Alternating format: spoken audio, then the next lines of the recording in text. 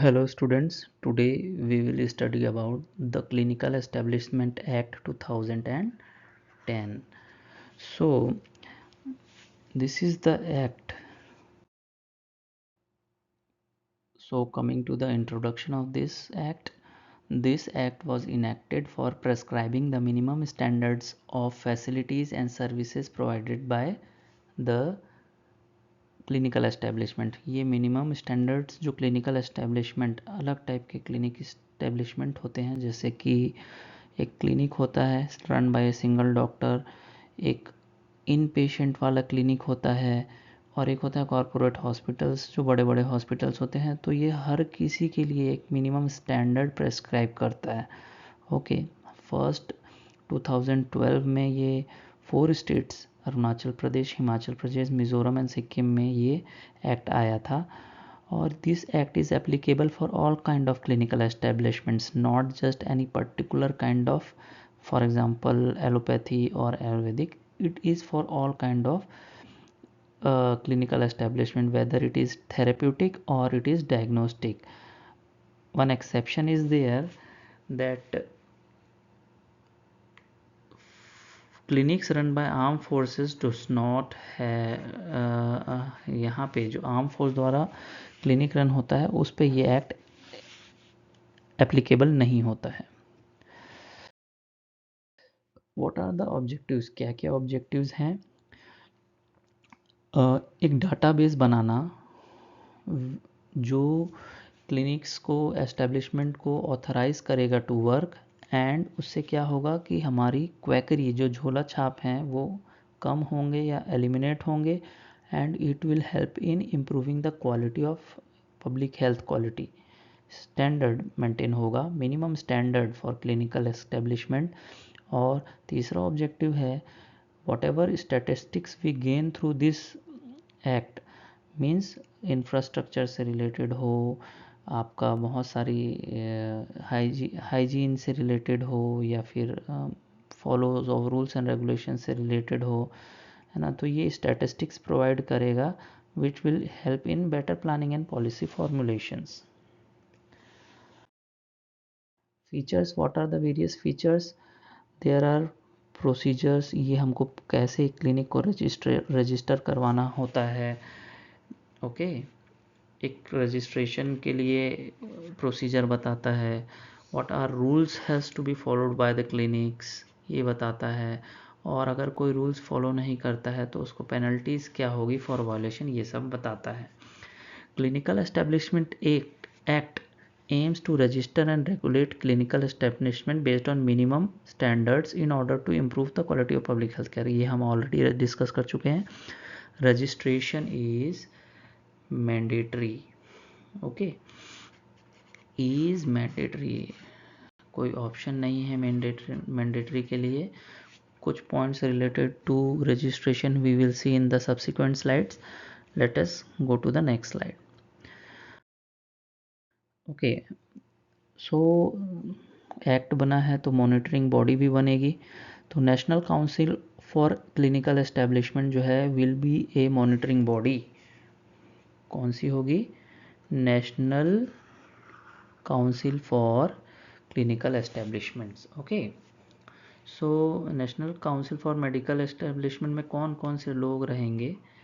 सो अगर हम देखेंगे तो director general of health services, national medical commission, dental council of India, और similar bodies for various streams of medicine. Okay, national council develops minimum standards, so upon based on the standards हम periodic review करेंगे।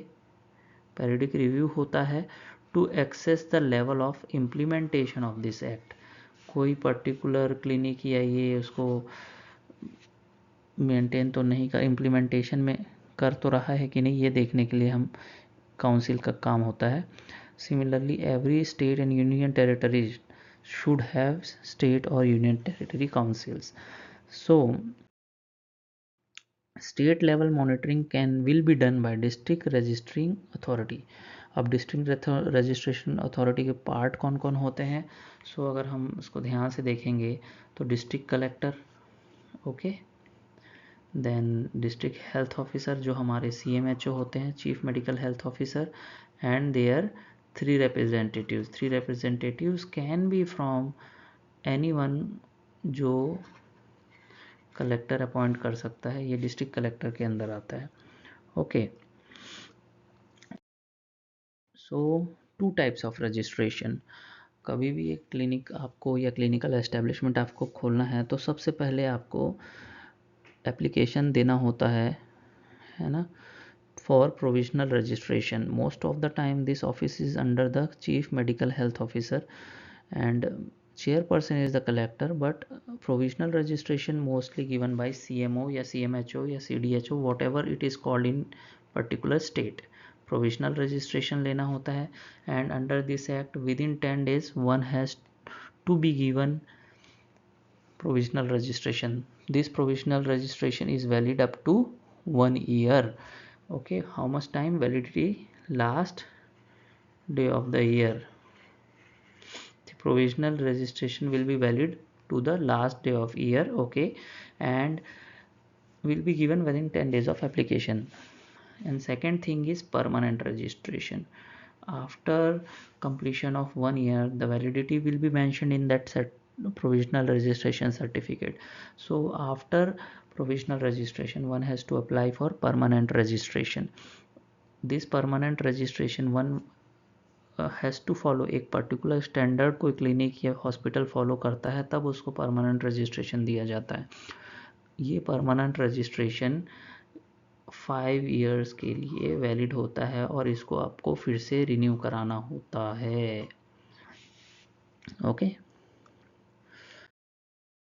Penalties, सी, ये act clinical establishment act के अंदर जो penalties है अगर हम उसको देखेंगे तो ये 10,000 से 5 लाख तक की है, एंड यहाँ पे इम्प्रिजनमेंट का कोई स्कोप नहीं है। Under this act there is no provision for any imprisonment. So let us understand one thing कि okay, I will talk it in the next slide. See, benefit, क्या क्या बेनिफिट है इस एक्ट को लाने के लिए? पहली बात तो ये एक digital registry of clinical establishment बनता है, एक ट्रांसपेरेंसी रहती है। अब आप एक स्टैंडर्ड को फॉलो करेंगे, उसका चेकलिस्ट रहता है, अगर उसको फॉलो कर रहे हैं तो वो चेकलिस्ट ठीक होगा। Similarly improved quality of health care, आपको ये एक स्टैंडर्ड फॉलो करते हैं तो एक क्वालिटी मिलती है। सिमिलरली ये क्वैकरी के अगेंस्ट ये होता है। अब इस प्रेजेंटेशन में most of the people will say that आपने किसी भी एक स्टैंडर्ड को डिस्कस क्यों नहीं किया। So let me be clear that ये जो एक्ट है ये एज इट इज़ उठाया है और एक्सेप्ट किया है कुछ स्टेट्स ने। 9 to 10 स्टेट्स ऐसे हैं जिन्होंने ऐसा किया है। बहुत से स्टेट्स का अपना खुद का ये एक्ट है, अपने स्टैंडर्ड्स हैं और अपने फ़ाइन का लेवल है, ये सब है। और कुछ स्टेट्स ने थोड़ा मॉडिफिकेशन किया है इस पे। तो स्टेट टू स्टेट हर चीज़ का स्टैंडर्ड और हर चीज़ में यहाँ पे डिफरेंस है, इसीलिए यहाँ पे उसका स्टैंडर्ड्स को डिस्कस करना एक बहुत ही ये है। लेकिन एक पॉइंट क्लियर है कि आपको प्रोविजनल रजिस्ट्रेशन लेना है और उसके 1 साल के अंदर आपको कंपल्सरीली परमानेंट रजिस्ट्रेशन लेना है। और इसको ना फॉलो करने के लिए अपने अपने स्टेट के हिसाब से मॉनिटरी फाइन्स भी हैं। फर्स्ट टाइम आप रूल को वायलेट करोगे तो फाइन कुछ है, फिर सब्सिक्वेंटली आपका 10,000 से 50,000 से 5 लाख, थर्ड टाइम में ऐसा ऐसा, और कुछ कुछ पनिशमेंट आपके माइनर ऑफेंसेस के लिए भी रहते हैं। So this is not the scope. यहाँ पे हम ये डिस्कस नहीं कर सकते कि फॉर एग्ज़ाम्पल महाराष्ट्र या फॉर एग्ज़ाम्पल तेलंगाना में कौन सा क्लिनिक एस्टेब्लिश करने के लिए what is the standard. So आपको एज ए MBBS डॉक्टर या as a physician you have to do your research और बेटर और hire a legal expert for the same कि आपको एक हॉस्पिटल या एक क्लिनिक खोलने के लिए क्या क्या नॉर्म्स लगते हैं एज़ पर योर स्टेट, तो आपको बेटर पड़ेगा। Thank you, see you in the next slide.